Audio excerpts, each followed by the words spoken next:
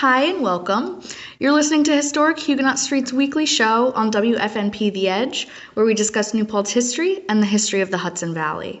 I'm Kaitlin Gallucci, and I'm the Director of Marketing and Communications at Historic Huguenot Street, which is a nonprofit 10-acre National Historic Landmark District dedicated to preserving historic buildings, artifacts, and manuscripts, and promoting the stories of the Huguenot Street families who founded New Paltz. If you missed our show last week with Huguenot Street interpreters Amber Nielsen and Scott Phillips, you can listen to it anytime on our SoundCloud and YouTube pages. Last week we chatted about some of the legends of Huguenot Street and how they've inspired this year's Haunted Huguenot Street tours. This Friday and Saturday is your final chance to catch this year's tours, which will sell out, so I encourage you to register as soon as possible. And you can do that at huguenotstreet.org/haunted. Tours begin at 5 p.m. and run every hour on the hour until the final tour at 9 p.m. This year's tours bring guests into a number of historic structures while exploring the history of oppression, particularly in the case of oppressed women in the 17th through 19th centuries. Our sponsors for this year's programming are America's Best Value Inn, the 1850 House Inn and Tavern, the accounting offices of Tom Facito, and Ulster Savings Bank, so thanks to them. And this Monday is, of course, Halloween, and we will be closing Huguenot Street, as we do every year, for children and families to trick-or-treat at the historic houses from 4 to 6 p.m., just before the annual New Paltz Halloween Parade. To talk a bit more about local legends, today I'm joined by author, consulting historian, and Town of Gardiner historian A.J. Schenkman. Hi, A.J. Hi, thank you for having me. Thanks for joining me. So first, can you tell us a bit about your background and how you developed your passion for preserving and sharing local history? Oh, I think that would go back to when I was a little kid, when I used to collect coins, and I used to always hold a coin in my hand, an old coin, and I would look at it, and I'd wonder whose hands it passed through.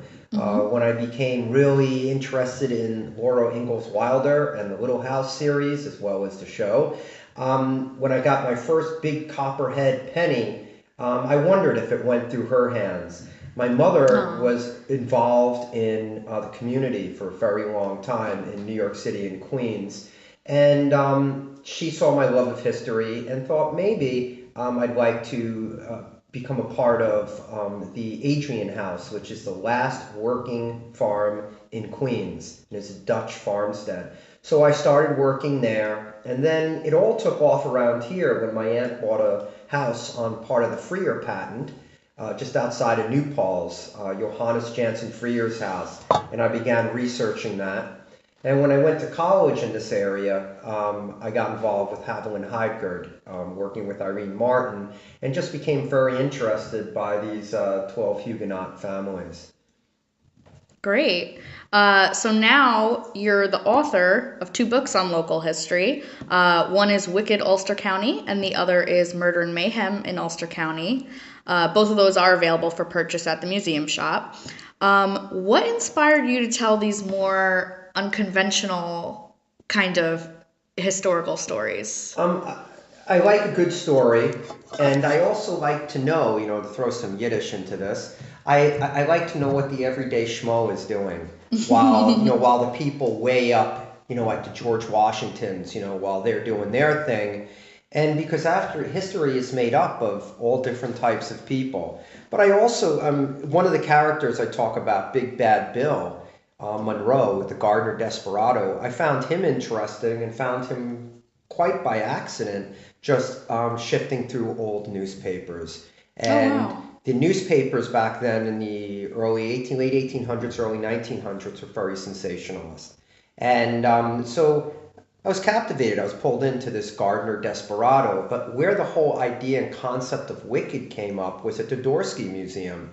And the then director, who I'm sorry I forgot his name, was telling about Big Bad Bill and alligators in Ellenville and all of these shootings and, and pillaging. And in fact, at one point, the New York Herald proclaims Ulster County, New York's Ulster County. Oh because my of gosh.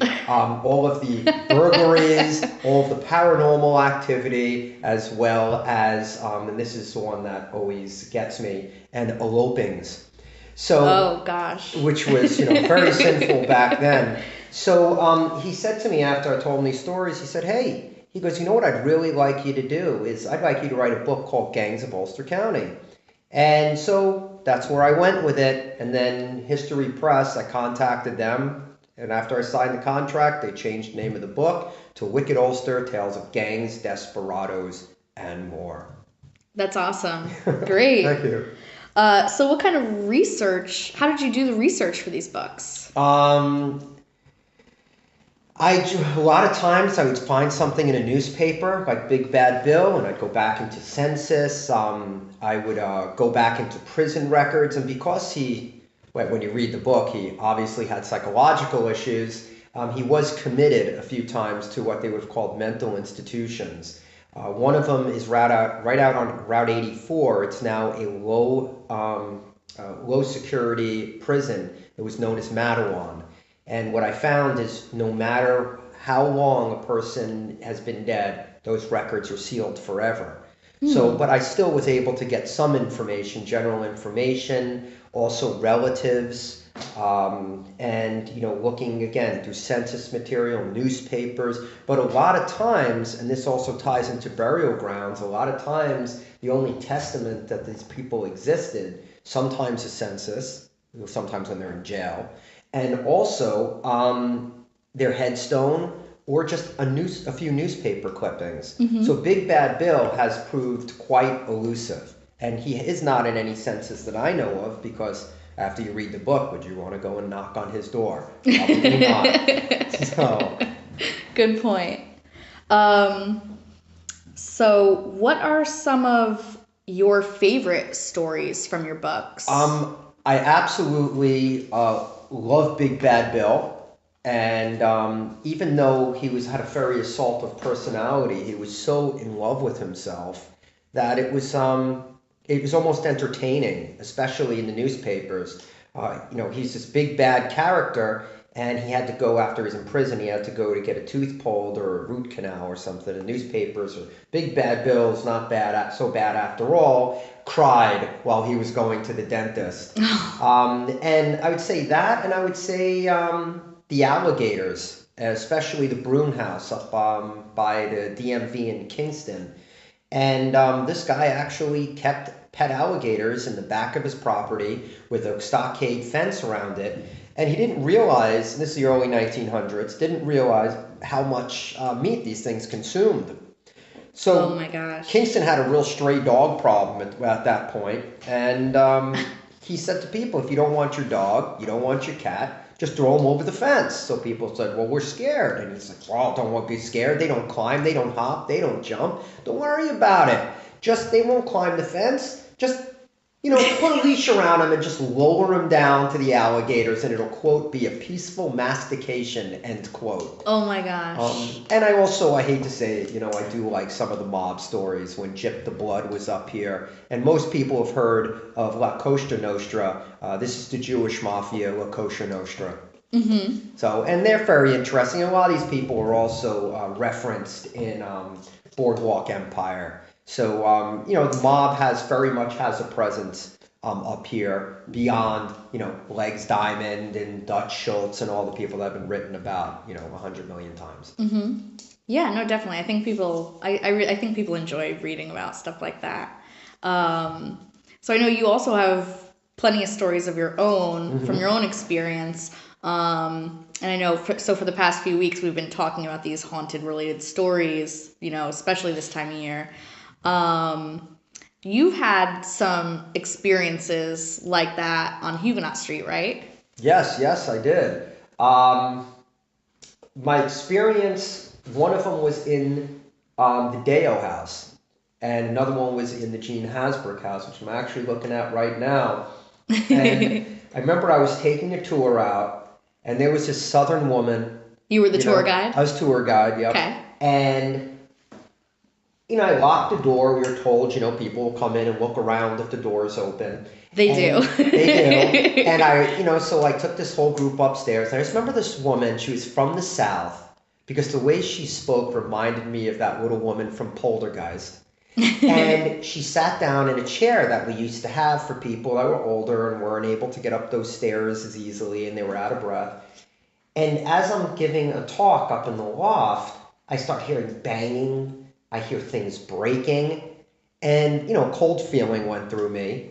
And I said, oh my God. And I ran downstairs because in that day, like today, we wear different hats. I was security. I was maintenance. I was also, a tour guide. And then I came back up and I had this weird look on my face. And she looked at me and she goes, there ain't nobody down there, is there? And I said, no, there isn't. Oh my gosh. And she said, because they're in this room. And she said, go to that corner. And I swear as I'm sitting here, that corner was colder than the rest of the room. So that ended that house, and we went quickly to another house. Wow. But I've had that experience, and also when I went to the Deyo House when I was working security.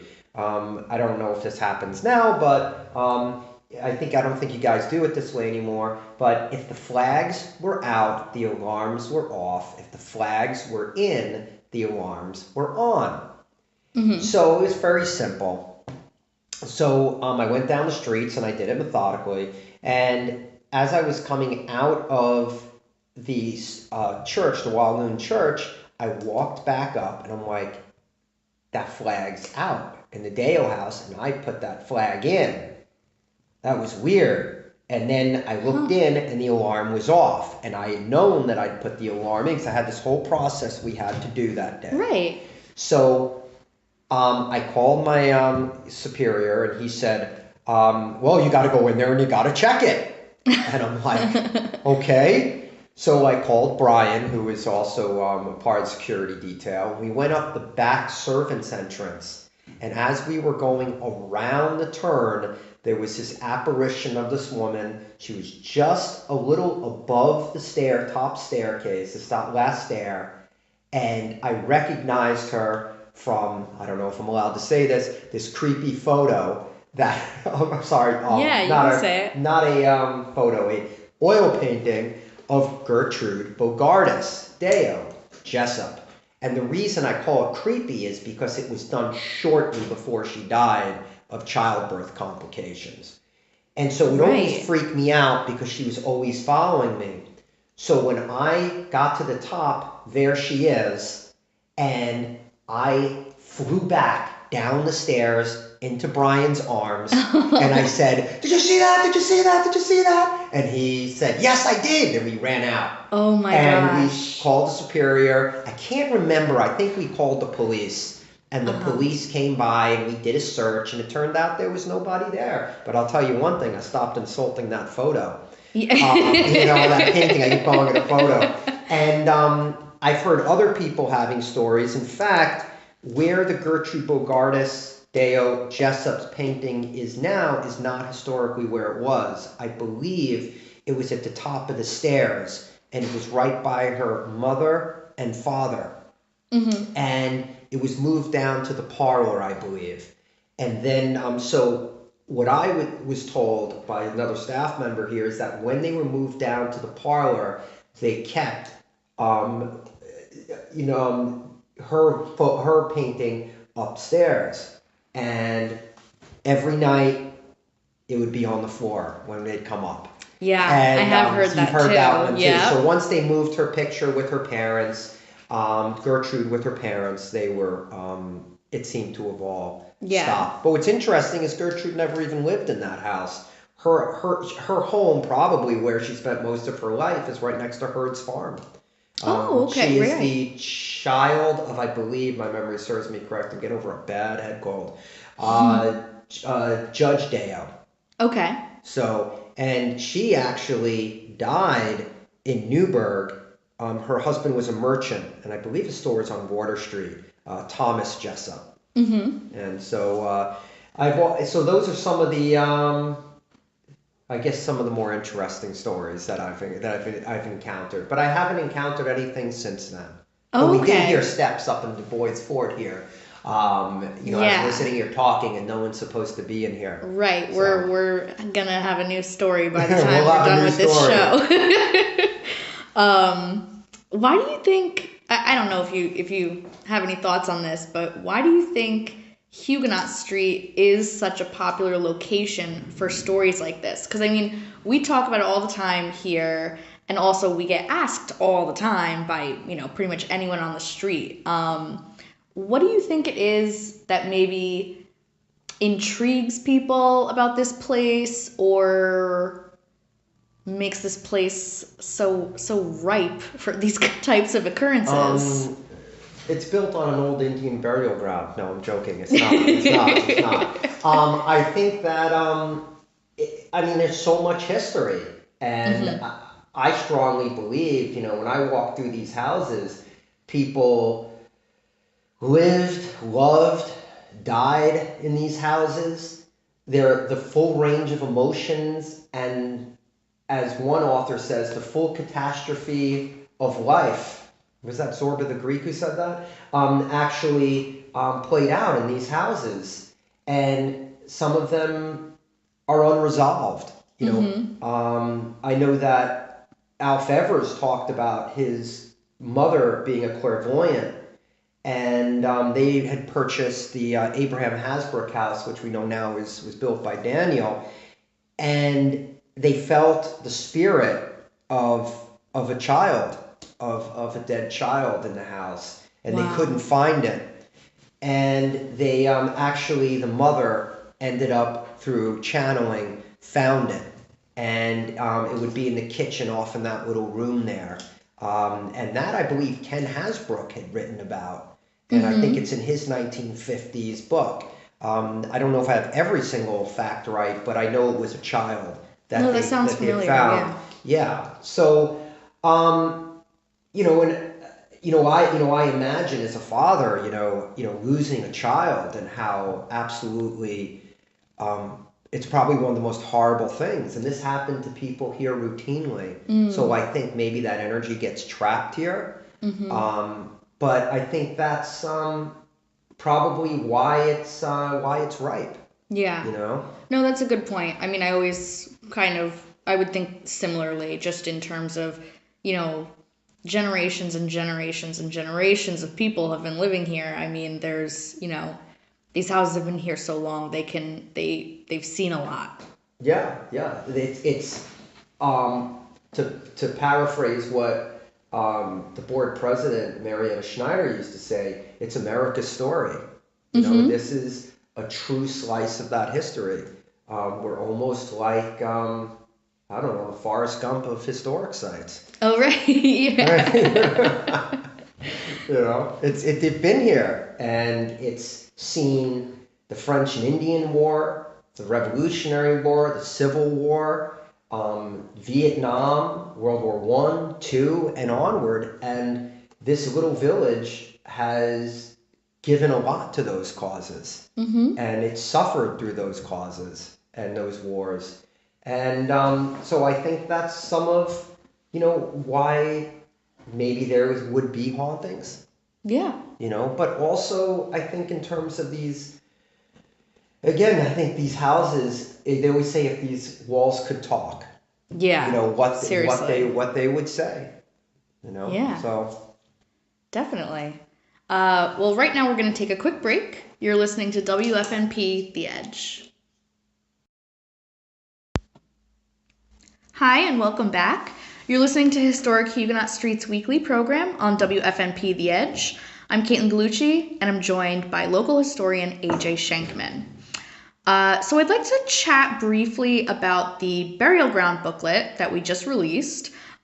This was about a year in the making, and it includes a full map of all 119 headstones in our historic burial ground, as well as their inscriptions, which is really special because I would say most of these stones are kind of unreadable today. AJ, you wrote the introduction for this booklet. Can you tell us a bit about it and what kind of inspired this project? I've been using that little booklet from 1970 for a long time. And as we were talking about the street and all the trials and tribulations of people who lived in this street and called it home, I feel like as far as the burial ground, that's kind of almost like the central aspect of it. It's where the story of the street comes to an end. I guess you could look at it that way. I also had met Ruth Heidgard towards the end of her life, and it might have been Ruth who gave me the booklet. And she's always been, or she always was, very instrumental in the history of the street. She lived on the street in the Ezekiel Elting house.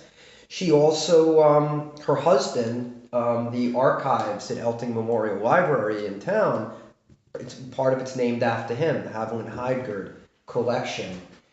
And they imparted so much information on me that it was a way for me to also give back. But I also strongly believe that these burial grounds that are rapidly disappearing, as the Gardiner town historian, the hurricane took out one burial ground. Oh, no. And that was too close to the Wallkill. These are primary sources. In some cases, the only testament that somebody existed. It's a genealogical gold mine. Not to mention the headstones are works of art. They're one of a kind. And Europe is kind of picked up on that, but the United States is kind of lagging behind a little bit in that. So every time a kid or an adult or some person goes in and destroys or defaces one of those headstones, which we experienced here on Huguenot Street, I think 2 years ago. Yeah. But we were able to save and clean them. That's a piece of artwork of originality that's gone.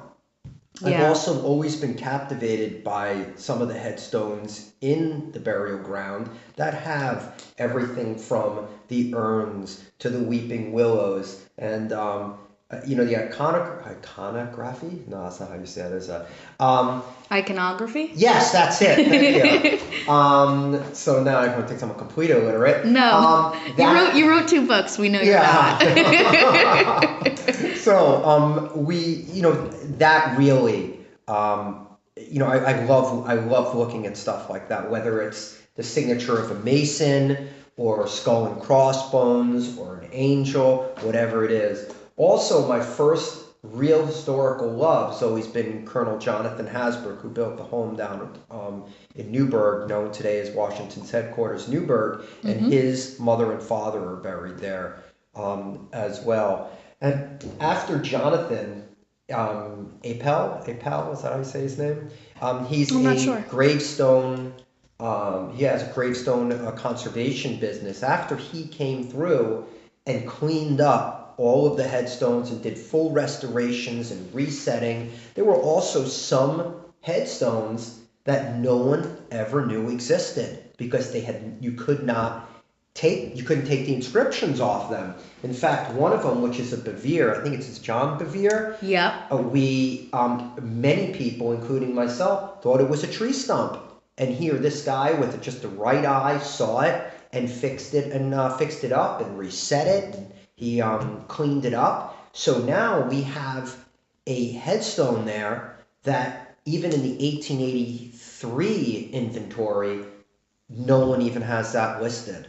So, and the only inventory I could find prior to Ruth Heidgard's was Poucher and Terwilliger, and prior to that was I think it's a fellow by the name of Hose, I think is his last name. Oh, right.